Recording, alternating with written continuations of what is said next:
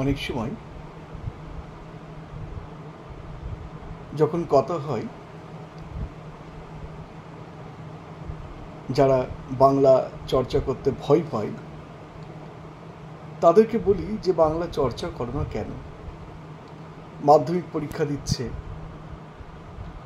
সবসময় অঙ্ক, ভৌতবিজ্ঞান, জীবনবিজ্ঞান, এই সায়েন্সের বিষয় নিয়ে ভীষণ ব্যস্ত আমাদের শিক্ষার্থীরা। বাংলা পড়ো, কতক্ষণ পড়ো? না স্যার, বাংলাটা পড়ার সময় পাই না। কেন?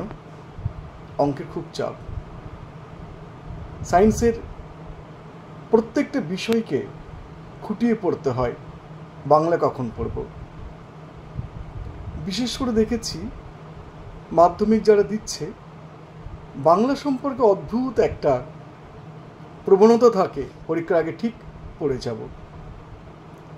যখন রেজাল্ট বের হয় তখন সায়েন্স ঠিকই আছে, কিন্তু কেন ভালো রেজাল্ট হলো না? না, বাংলাটা খুব কম হয়েছে। এখন প্রশ্ন হলো এই, বাংলায় কি 100 পাওয়া যায় না? আমার উত্তর অবশ্যই, বাংলায় 100 মধ্যে 100 পাওয়া যায়। এ বিষয়ে কোনো সন্দেহ নেই। বিজ্ঞানে তুমি যদি ফুল মার্কস পাও, বাংলাতেও ফুল মার্কস পাবে। তাহলে প্রশ্ন থেকে যায়, কোথায় কোথায় তোমরা ভুল করো যে কারণে 100-র মধ্যে 100 ওঠে না? প্রথমেই বলবো, অধিকাংশ শিক্ষার্থী যেখানে ভুল করে সেটা হচ্ছে বাংলা ব্যাকরণ। ব্যাকরণ সম্পর্কে অদ্ভুত একটা ভীতিবোধ কাজ করে। ব্যাকরণ মন দিয়ে পড়ে না, রচনাটা ম্যানেজ করে নেব, ঠিক পরীক্ষার আগে হয়ে যাবে। ওই বিজ্ঞান বিষয়ক তো একটা রচনা লিখতে হবে, ও ঠিক হয়ে যাবে। রচনাটাও ভালোভাবে তৈরি করে না। প্রতিবেদন জানি তো কীভাবে লিখতে হয়, প্রতিবেদন লিখতে পারবো না, ঠিক হয়ে যাবে, সেটাও হয়ে ওঠে না। 1 নম্বরের প্রশ্ন ও পড়ে নেব, ওটা কোনো ব্যাপার নয়, সেটাও পড়া হয় না। আর যে পার্ট মার্কিং থাকে, সেই পার্ট মার্কিং আমরা আমাদের মতো লিখে যাই না, ওরকম করা যাবে না। পার্ট মার্কিং ঠিকঠাকভাবে দেখতে হবে এবং যেমনটি চাইবে, যতটুকু চাইবে ততটুকু গুছিয়ে সুন্দর করে লিখতে হবে। এবার হচ্ছে রেফারেন্স বই। আমি কি বই পড়ব, কোন বই পড়ব? বলে রাখি, ল্যাঙ্গুয়েজের ক্ষেত্রে একটা বিরাট সমস্যা আছে কিন্তু।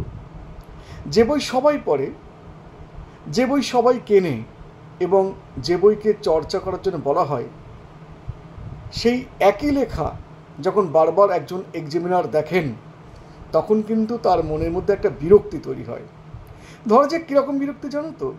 তোমার পরপর বিয়ে বাড়ি আছে, তুমি মাটন বিরিয়ানি আর চিকেন চাপ খেয়ে যাচ্ছ, ভাল লাগবে?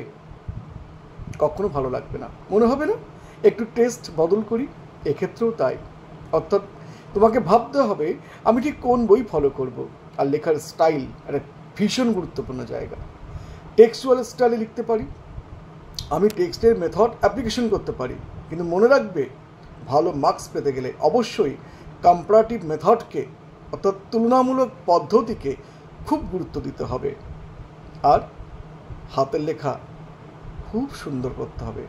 তোমাকে জানতে হবে যে লেখা তুমি পড়ছো তার প্রেক্ষাপট ঠিক কী, কবি বা লেখক কোন মানসিকতার ছিলেন, তার সময়কাল কেমন, সব মিলিয়ে যদি রুটিন মাফিক বাংলা পড়ো, তুমি বিশ্বাস করবে কিনা জানি না, বাংলাতে তুমি 100-র মধ্যে 100ই পাবে।